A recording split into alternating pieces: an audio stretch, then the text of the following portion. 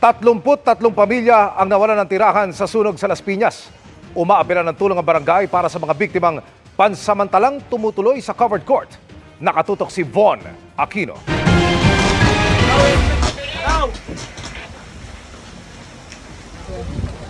Nagputukan ng sala sa labat na kawad ng kuryente habang inaapula ng mga bumbero ang sunog na sumiklab pasado 1:00 ng hapon sa Gabriel Compound, Barangay Pulang Lupa, 1, Las Piñas City. Sa aerial video na ito, kita rin ang paglagablab ng apoy sa mga bahay.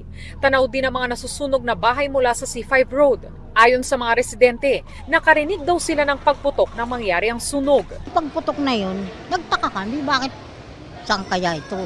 Dito pala ng kapitbahay namin. Di umano na yung apoy, lumagablab. Ay ang bahay namin, magkadikit lang ang bintana. Magka isang kuan space lang.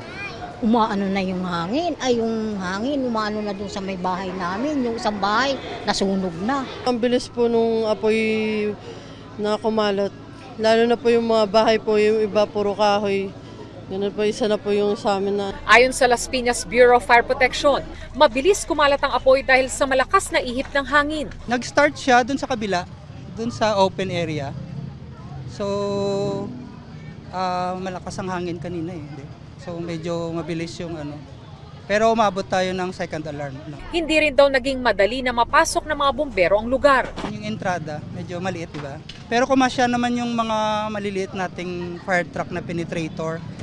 So, ganun. Tapos doon sa likod, open naman. Umabot sa ikalawang alarma ang sunog 1:20 p.m. at tuluyang naapula 3:23 p.m. Wala namang nasaktan o nasawi sa sunog na tumupok sa 10 bahay.